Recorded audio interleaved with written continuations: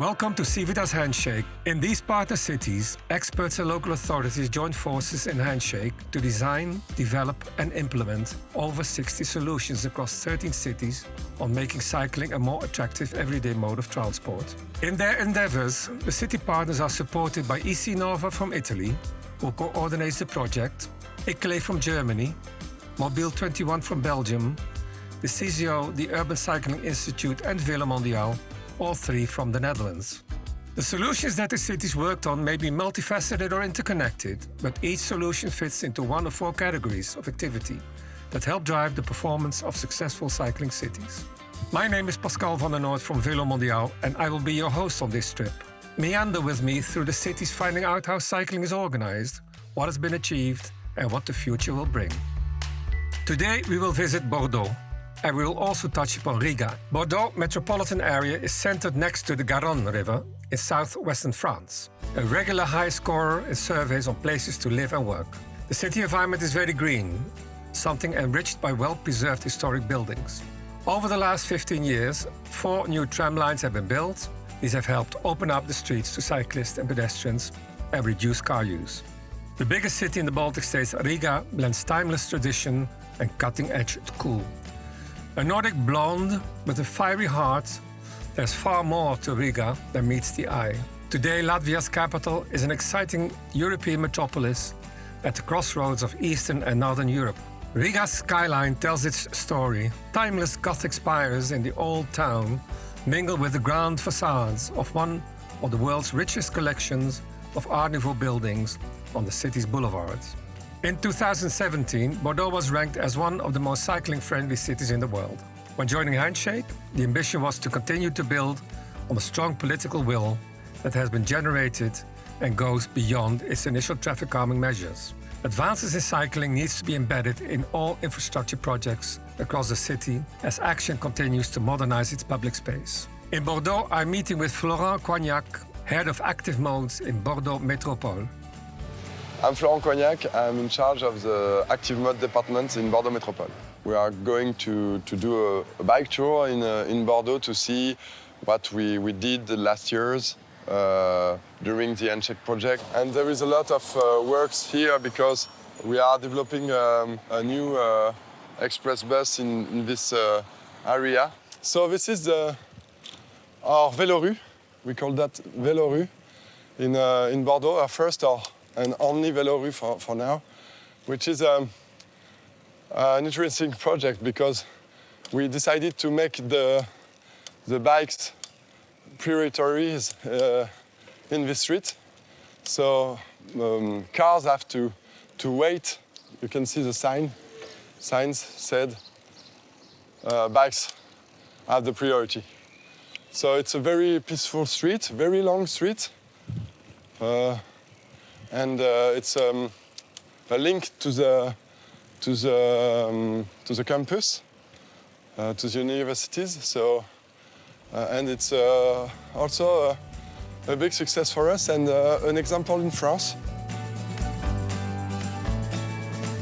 Maybe for many years we only think about bike lanes and we don't think about intersection, thinking, oh, it's good we have the bike lane, but now that we have a lot of cyclists, intersections become more and more important.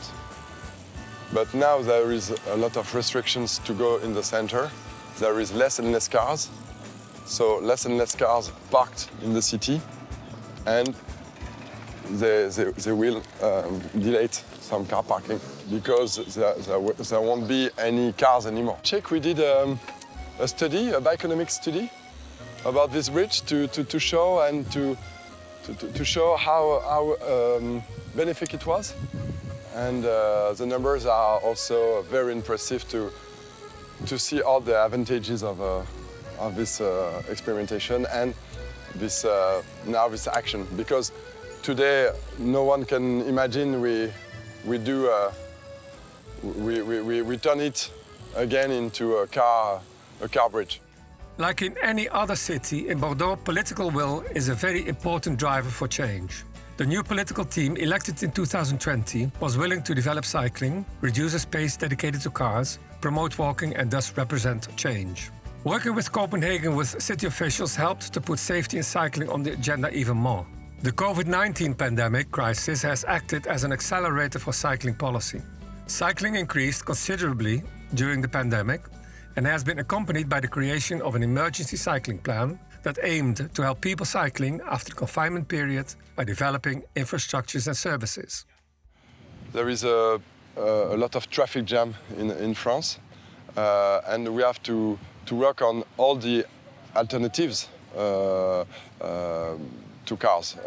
We have to develop the public transport, of course, cycling, walking, and the emergency is to make car more in the less in the center, and we have to put the car away from the center, and to do that we have to show them they can do in another way in Bordeaux, like cycling, like walking, but this is an emergency in the center.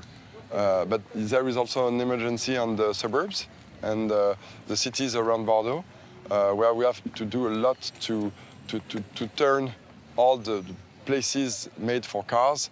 We can make more places for cyclists. In the meantime, Riga was not sitting idly by either. The total length of the cycle path is planned to reach 240 kilometers by 2027 and 300 kilometers by 2030. And also in City Hall, things are changing. Let's listen to Eva Pastare. Eva Pastare, and I am a traffic organization engineer in Riga City Council Traffic Department, and my role in Handshake is project coordinator. So cycling in Riga I feel like it is good. There's always room for improvement, and we are working towards improving cycling in Riga, but there is a lot of infrastructure already there, and it's just a matter of keeping working and making it even better and more.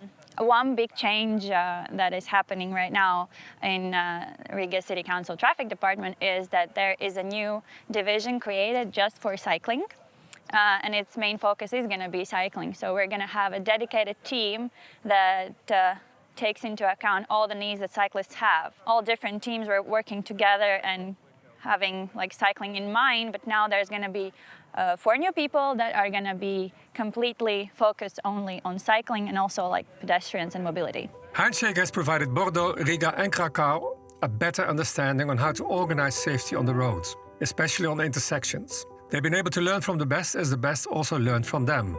All 3 cities are now in regular contact with the other city partners, and the information flow is constant. Their ambition is growing, as is their support staff and budgets. Cycling has a bright future in Bordeaux, Riga and Kraków. Please join me on one of my other trips to one of the 13 partner cities involved in Civitas Handshake. And for more Handshake resources, go to the website.